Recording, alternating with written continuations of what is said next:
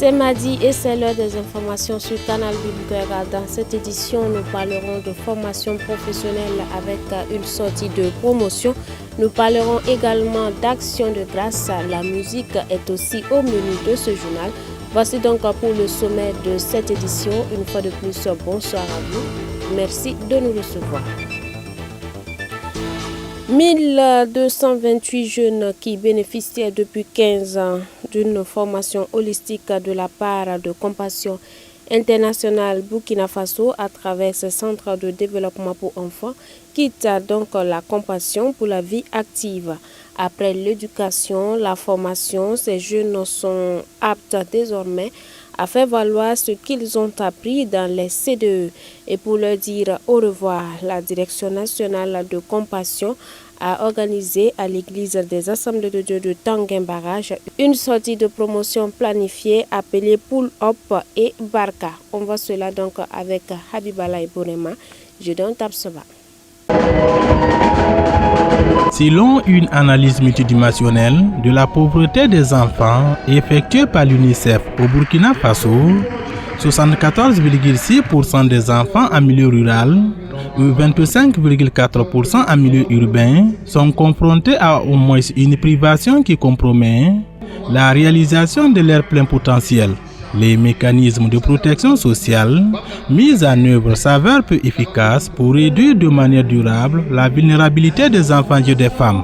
Au regard de ce tableau très peu reluisant, la Compassion Internationale Burkina Faso a eu l'obligation morale et spirituelle de venir en aide à ses enfants en leur apprenant un métier. La Compassion accompagne les enfants de 0 à 22 ans, l'âge d'entrer dans la vie active.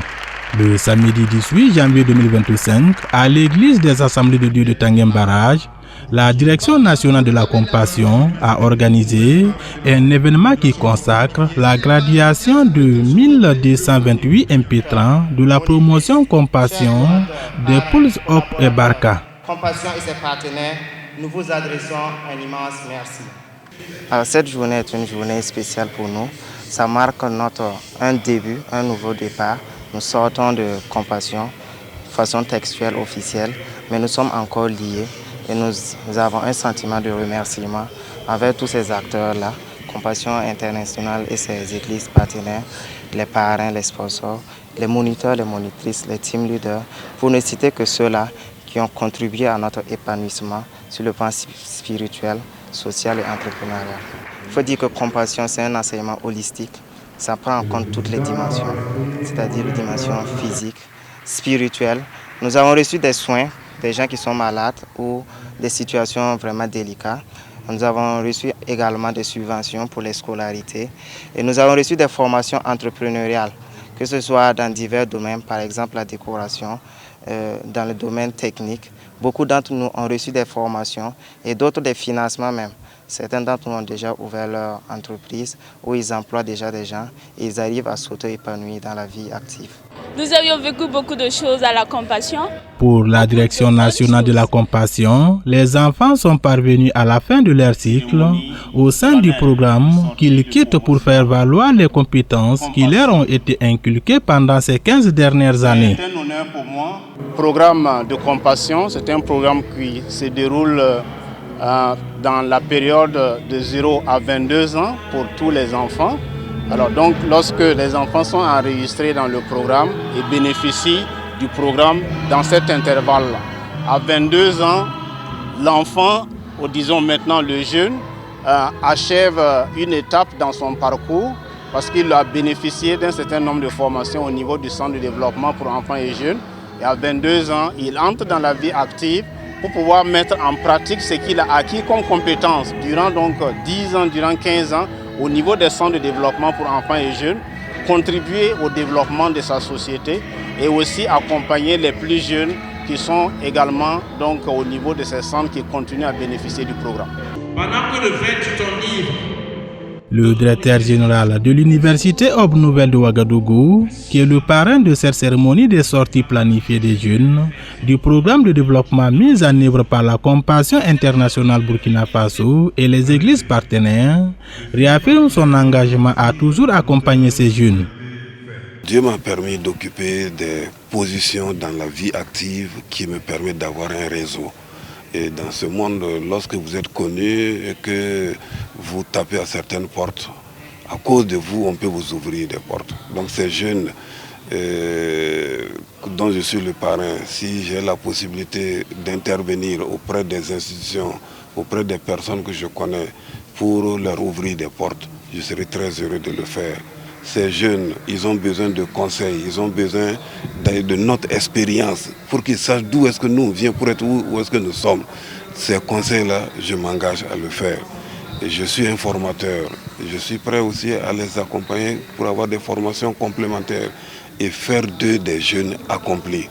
Même dans la vie sociale, dans la vie sociale, familiale, je suis capable aussi de les aider.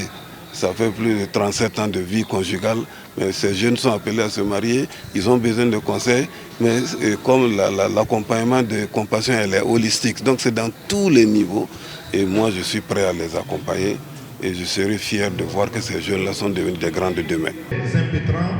Le président de la FEME, qui préside cette cérémonie des sorties, a exhorté aux impétrants de demeurer toujours dans l'humilité. Avec nos partenaires. Alors pour les jeunes impétrants, je leur ai demandé dans un premier temps d'être humbles. C'est très important parce que quand on veut servir et servir le Seigneur, l'humilité est la première qualité. Le Seigneur Jésus lui-même nous a donné l'exemple en cela.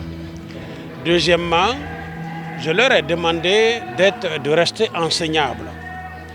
C'est-à-dire qu'ils sont des impétrants, ils ont reçu des compétences, mais il ne faut pas qu'ils croient qu'ils ne peuvent plus apprendre.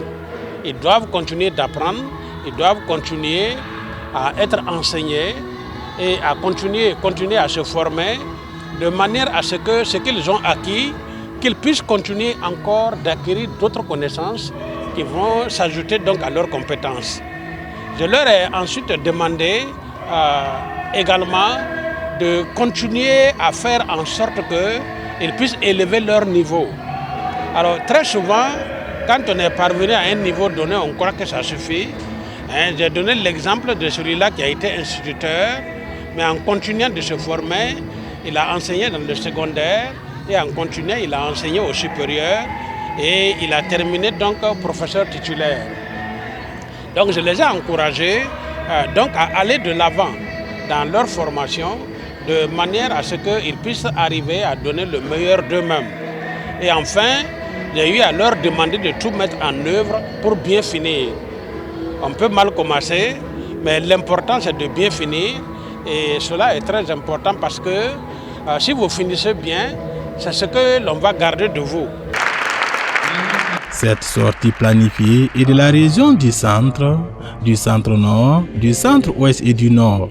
Ils sont 1228 qui quittent la compassion internationale pour entrer dans la vie active. Action de grâce à Akaya, la famille Bamogo a organisé une cérémonie d'action de grâce portant sur le thème « L'Éternel a fait pour nous de grandes choses et nous sommes dans la joie » conformément au psaume numéro 126, verset 3.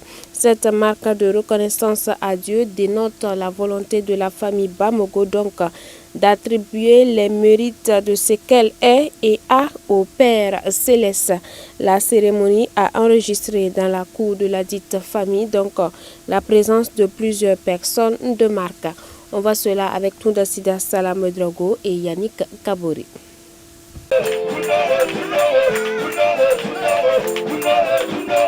La famille Bamogo ne peut compter les bienfaits de l'Éternel à son endroit, qu'il s'agisse du combat de la foi, de la santé, de la protection ou de l'épanouissement sur le plan matériel entre autres. La main de Dieu a toujours été le rang de lancement de tous les accomplissements. C'est partant de ce constat que la famille a marqué une halte ce samedi 4 janvier 2025 pour témoigner toute la reconnaissance due au maître suprême d'ouvrage, ici à Kaya.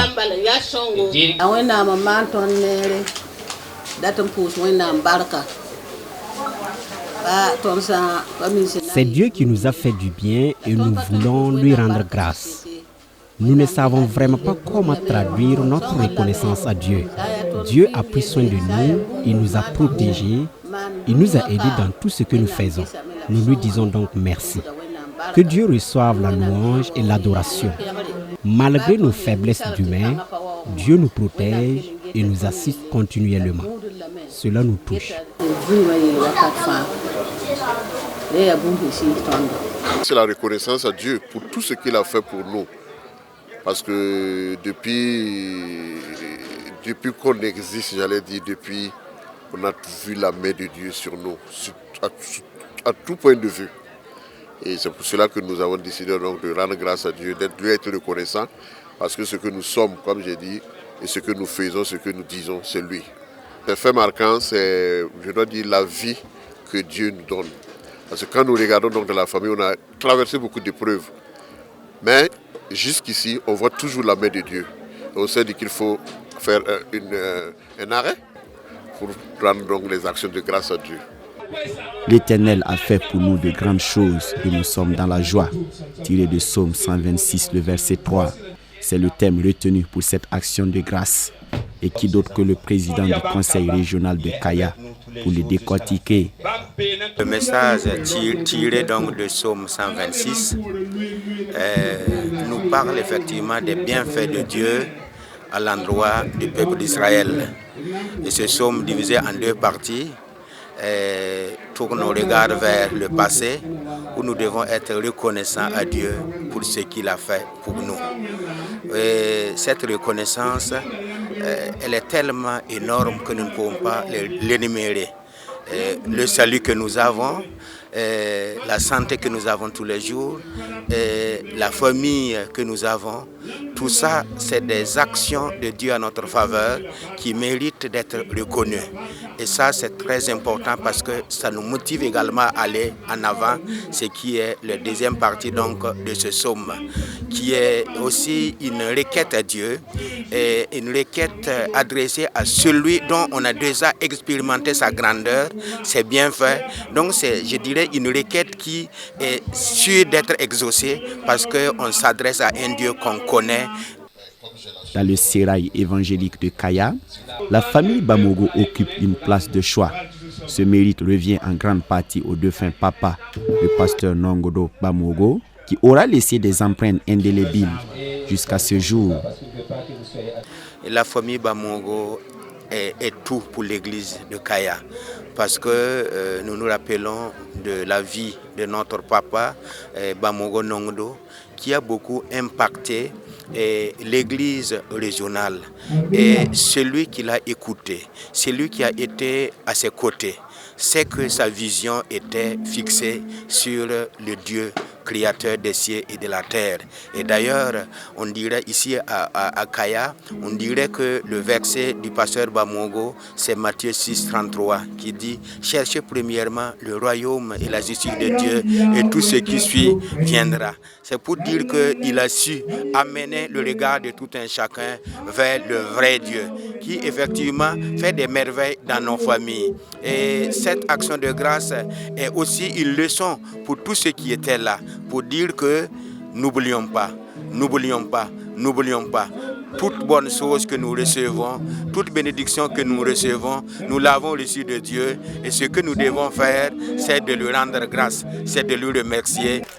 À cette cérémonie d'action de grâce, plusieurs sacs de vivres ont été remis par la famille pour soutenir les personnes vulnérables. Pour rappel, le pasteur Nongodo Bamogo a servi dans la région ecclésiastique de Kaya de 1965 à 2019, année de son rappel à Dieu. Il a à ce jour 10 enfants et plus de 20 petits-enfants.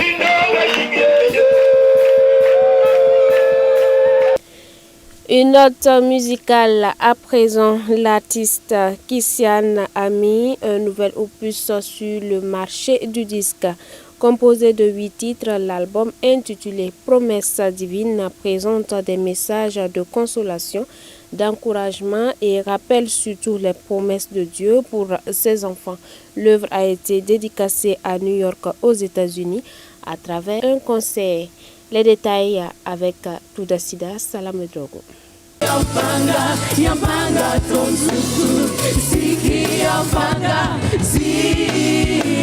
une intense ferveur dans la louange et l'adoration. Dans cette enceinte de New York, des sonorités teintées du terroir africain pour élever le Seigneur. C'est un concert dédicace effervescent à travers lequel le peuple de Dieu s'est plongé dans une communication profonde avec Dieu. L'album de 8 titres de Latis Kissian, intitulé Promesses divines, est présenté aux mélomanes avec des messages bien choisis. L'album a plusieurs, messages, parce que dans les 8 titres, je crois qu'on est en train de consoler les gens, de rappeler aux gens que Dieu a fait une promesse à chacun de nous, qui est d'être avec nous tous les jours, de nous supporter, de nous conduire, de nous diriger dans tous nos différents aspects de la vie. Donc l'album de 8 titres, tous les chants là-bas, ce sont des chants vraiment qui consolent, qui nous préparent, qui nous rappellent de l'amour de Dieu, de nous rappeler les promesses de Dieu pour notre vie. Cet opus enregistré entre les États-Unis et le Burkina Faso, pays d'origine de Latis, est le fruit d'un travail acharné, bonifié par le concours de plusieurs experts, et les fruits ravissent le parrain. Dans les 8 titres, nous avons beaucoup de brassages de plusieurs styles, gospel, africain et tout. Comme elle est à l'extérieur, c'est un peu compliqué. L'idéal, c'est d'être sur place, mais avec l'expérience des arrangeurs qu'elle a bossé avec, ça nous a permis vraiment d'aller vite parce qu'il fallait faire la prise de voix au niveau des États-Unis, envoyer et tout, pour pouvoir composer. Mais elle a travaillé avec plusieurs arrangeurs qui sont des styles différents, que ce soit gospel, parce que là aussi, il faut pas juste travailler avec tous les arrangeurs, il faut voir qui est dans quel style, parce que chacun a son style. C'est pour Dieu que nous l'avons fait, et partout où la mission de Dieu nous appelle, nous serons toujours présents. C'est émouvant quand tu regardes l'ambiance qui était dans la salle. Et vraiment, c'est émouvant. Et je crois que c'est une première ici à New York que nous ayons ce genre d'événement avec autant de personnalités présentes. Sentiment de joie également chez le pasteur principal de l'église Sinaï des Assemblées de Dieu de New York, église dont est membre Latis. Moi, ce que j'allais dire d'abord, c'est des actions de grâce envers notre Seigneur Jésus-Christ, qui est l'auteur de l'inspiration de cet album et qui est l'auteur de la composition de tout ce qui reste, que ce soit les paroles ou le montage, les instruments ou le montage. Donc nous rendons premièrement grâce à Dieu pour cette opportunité de le servir encore à travers l'adoration. Ce que j'ai déjà écouté, vraiment, ça rend gloire à Dieu, ça nous permet de nous approcher de Dieu. Et à la dédicace était liée aussi la prière pour les nations, ce qui est une bonne chose.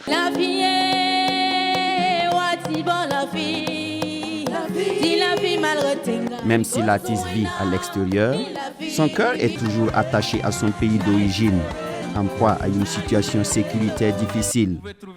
À l'occasion de ce concert donc, des fonds ont été collectés pour soutenir l'effort de paix. Une collecte combinée à une prière qui conquiert la représentation diplomatique sur place.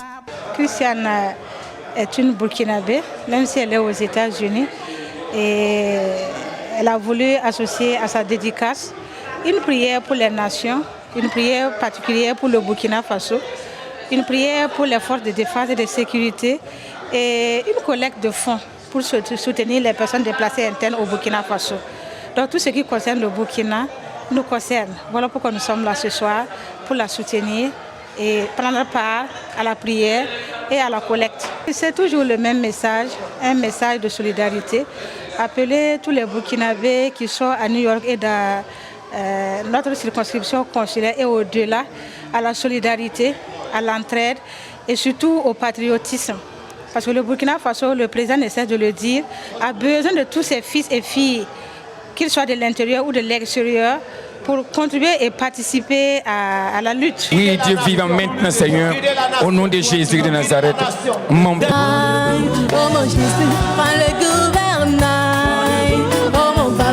L'artiste Kissiane, Madame Ouedraogo Josiane Kiswen Sida à l'état civil, entend par ce nouveau-né et cette initiative toucher des vies avec les armes et les moyens dont elle dispose.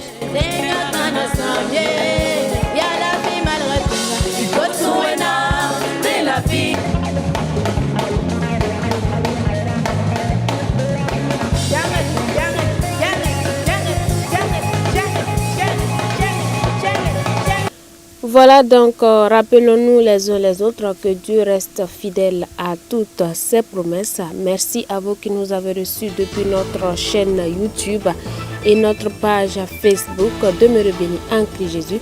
Xavier Ouedraogo a réalisé ce journal.